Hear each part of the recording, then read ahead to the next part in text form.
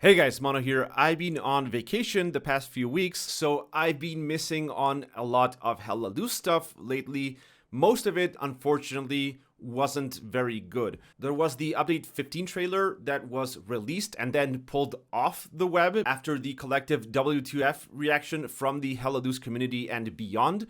There was an apology issued regarding this trailer, and now there's a new set of news regarding a patch for update 14 and all the issues that they've introduced with this update, going over the short-term fixes as well as some issues that will take longer to fix. So for example, the Firefly tank that the British has that can be penetrated by medium tanks despite being a heavy, that's going to be fixed in update 15 and not in this patch that is dropping in 3 days. This makes the British forces severely underpowered versus the Germans, in my opinion, especially in maps like El Alamein, which is obviously not very good.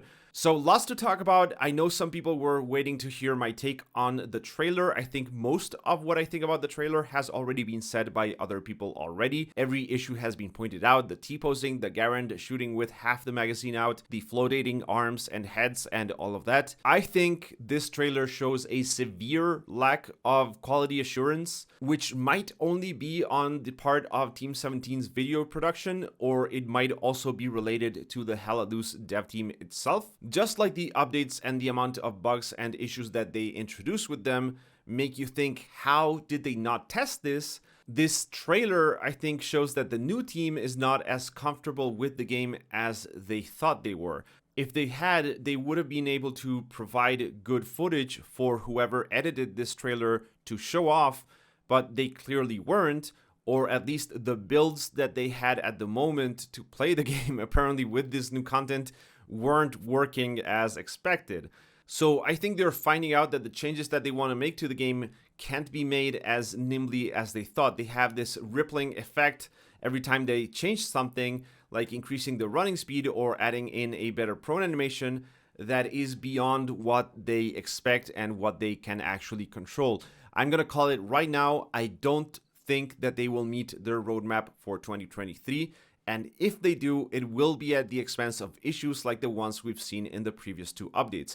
If I were in charge of making the call here, I'd slow down the pace for doling out new content and take more time to do the testing and plan for patch fixes 2 weeks or so after the updates, and just focus on quality first.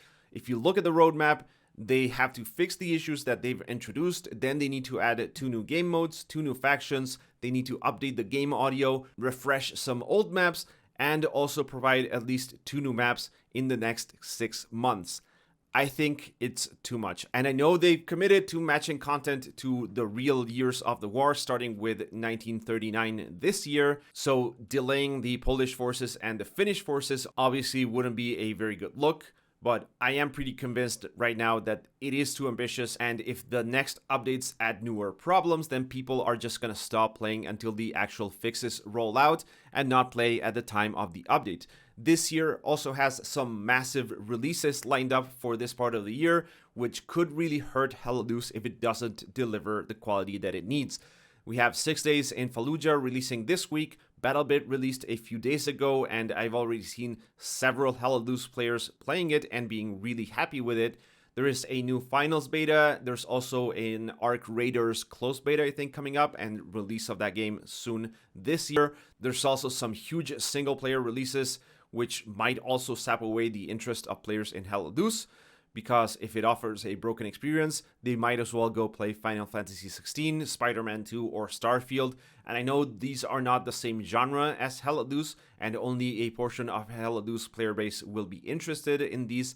But again, it's a lot of releases of a lot of very interesting games. I think the Hella Loose team needs to focus on quality testing and community feedback first for the upcoming months. It's good that they are re-implementing the PTEs as a part of this. They mentioned in the latest briefing that they are putting plans together for structured PTEs in order for players to provide feedback, which can then be incorporated into the development process, as well as working on ways to adjust their schedule to better accommodate any fixes or patches that need to go between the larger updates. And also they have increased their quality assurance resources, as well as taking a better look at how they will address gameplay changes to take into consideration player feedback and take a deeper look at the recent speed increase and stuff like that. However, all of this I think will take longer than anyone actually wants between this announcement of these things and them actually implementing them correctly. The short-term fixes planned for a patch 3 days from now are very nice to see, like them lowering the sprint acceleration, though not changing the running speed to address the zigzagging and bullet dodging that we're seeing on the servers. I still think the 15% increase in speed for the sprinting is a bit too much compared to what it was before update 14.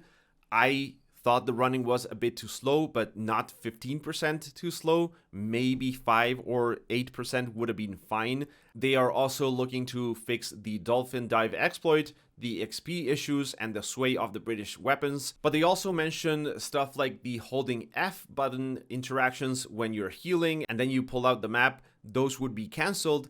That's been now fixed and it's working the way it should, or the way it worked before, with the exception of the dismantle function, which is as intended. And the question here is why? Nobody asked for this. Nobody wanted us to not be able to bring up the map when we're dismantling a node or a garrison. I don't know why they changed this. And, why they're not bringing it back the way it was before. Again, nobody asked for this change. I don't think I've ever seen anyone in the community mention this being an issue. But now they've changed it. And something that you used to be able to do, for example, just take a look at the map as squad leader, maybe add a map marker somewhere while you're dismantling a garrison or a node. Now you're not able to do that. And I just don't understand that change. Then they mentioned some other fixes that are fine. They're not as important as the previous ones, as well as I mentioned, the Sherman Firefly fix, which is going to be delayed until update 15, as well as some other stuff. But in any case, after all of this, I really hope the dev team takes a step back and thinks more carefully about what the community wants and what they are actually capable of delivering at the level of quality that the community deserves. I look forward to playing this January 22 update that will roll out these fixes and seeing how update 15 development goes forward, but I think we are all somewhat concerned about this game that we like so much, and with good reason. Alright, that's it. Let me know your thoughts down in the comment section. As always, thank you for watching, and I hope I will catch you in the next one.